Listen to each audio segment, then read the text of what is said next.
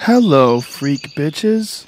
Yeah, But I wonder how much of that is anxiety is dependent or caused by inflammation. They just had some great studies that were looking at alterations in gut microbiome and inflammatory status and depression and anxiety. And it was basically if they shifted things such that the gut microbiome looked healthier, the depression and anxiety basically disappeared. And then, it could shift the other way. And it's interesting, again, where if you add something...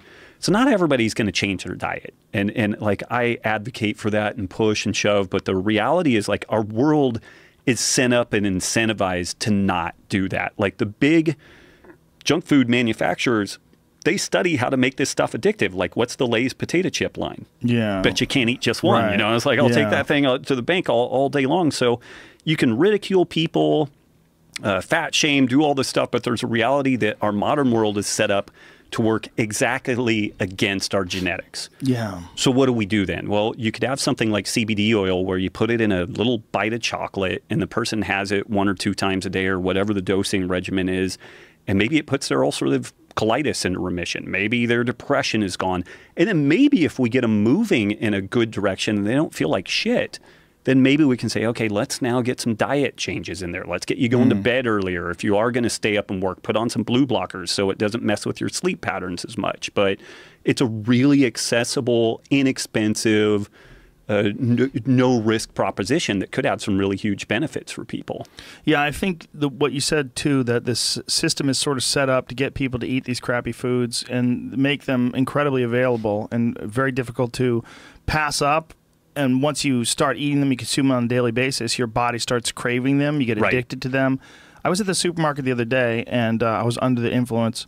And as I was wandering through the aisles, it was one of those weird moments where I went, is this always been like this? Like I was just looking at these cans of food. Everything's canned. Right. And I was thinking, this is all food, but it can last forever.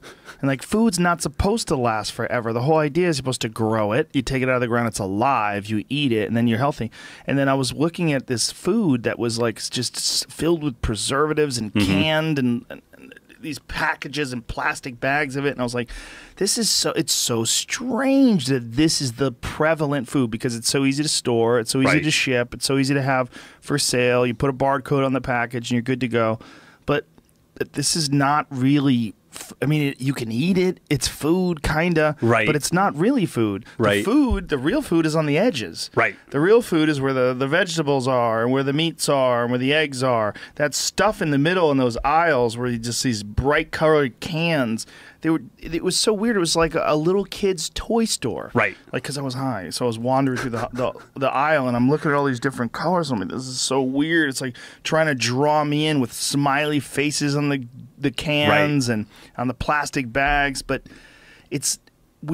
unless you're going to a really good natural food store, you're probably inundated with that stuff. If you go to there's a regular Vons and just walk down the aisle, man, you're gonna get hit with so much of this shit. And it's interesting because the folks that make these foods, they study neurophysiology, they study evolutionary biology, they study how to make things addictive. So it's kind of funny on the one hand where like the gatekeepers, the medical establishment, a lot of the media, if you talk about like this ancestral health template or what have you, there's still a bunch of like pissing match and contention around that.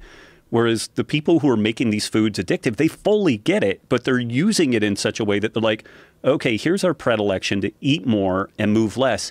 Here's how we're going to make that happen. And we have these really interesting flavor combinations and different experiences. And do you want to run that video? So here's a really interesting example of this, where, you could get bored of even a really tasty food, but then you can figure out a way to bypass this whole process. I cautiously eat a few fries. The strategy works for now. And I resume my epic ice cream bath. Okay, so what's going on there is Andrew Zimmerman, Adam Rickman, Man vs. Food, he does these eating challenges. And he's in this thing called the Kitchen Sink Challenge. It's an 8-pound ice cream sundae. And I think anybody would say that an ice cream sundae is pretty tasty, and it's hyper palatable. Like it would make you want to eat it. But what happens to him is he gets completely bogged down in this process and can't go on until he orders a plate of extra salty, extra crunchy French fries. So he's actually gagging on the ice cream, can't go on. He's not going to win this thing. And the way that he gets out of this situation is by eating more food. He would not have finished the sundae were it not for eating the French fries. And so you have this situation where woven into our genetics is this process called palate fatigue, where even if we have a really tasty food in front of us, we will get bored of it and then we'll want something else. And if you have that other thing, that something else immediately available, and it's different enough from the thing that you just got bored with, you can eat more in total. And it's just so interesting. Like, he would have failed eating this ice cream sundae were it just the sundae. Wow. But not only did he eat the sundae, he ate probably about 1,500 calories of extra salty, extra crunchy French fries. How did he know? Did someone explain that to him? So if you go to professional eating websites, like people Jesus. who go do these things where they like eat hot dogs and Competitive whatever. Eater, bro. Yeah, competitive eater. There are pairings. So it's like, okay, so with hot dogs, you need something like gummy bears because the hot dogs are salty and meaty and umami. So you need something kind of sweet and fruity and light. And so there are all these pairings that you do. And so with ice cream, because it's cold, creamy, sweet, the perfect complement to it is this salty, crunchy umami that you get out of the French fries. That's fascinating. You know, I've always found that if I'm eating something and it's really good, like a steak or something, and I'm stuffed, even if I don't want any more of the steak, if I have fries and I taste those salty fries, I'll start eating more fries. Like, when I know I'm full, why am I stuffing my fat face with these stupid fries? It's that novelty. And from an evolutionary biology perspective, it's great wiring. It's great engineering because we didn't have guaranteed food all the time. You know, like you had to eat when you could get it, and then, you know, you might go a long period of time without having that food. But now we're in a situation where you have infinite variety. There's 50,000 different food-like items in an average supermarket. It's 10 or 11,000 new food-type items that are released each year. They're engineered to be hyper-palatable, to bypass the neuroregulation of appetite. And it's super easy to just go fill up your pantry with a wide assortment of these things. So then you can do what he ended up doing here. You can eat one meal. You're like, man, a little sweet thing would be really good. So you have that sweet thing. And then, gosh, a little salty crunchy would be nice. And so you have the salty crunchy.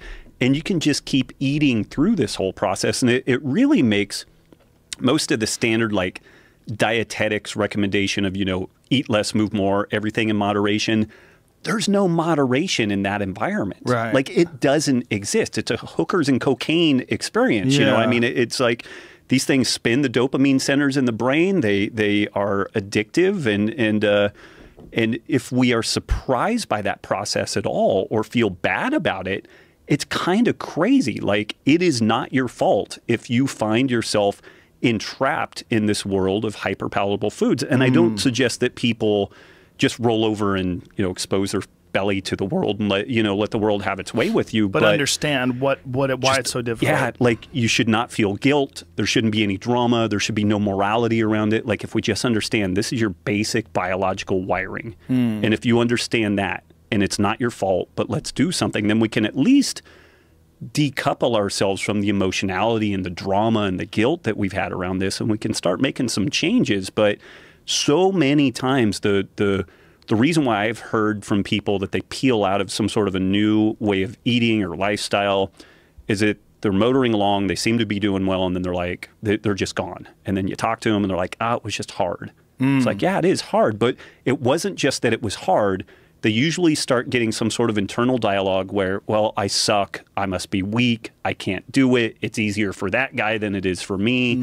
So they bail on it. And when I started putting this kind of spin of this evolutionary biology and this neuroregulation of appetite into working with people, particularly people who had had difficulties with eating over the long haul and maybe like some, you know, weird relationships with food or what have you, there was like this light that went on. They're like, okay, so it's not my fault. I'm like, no, man, it's not your fault. We still need to do something.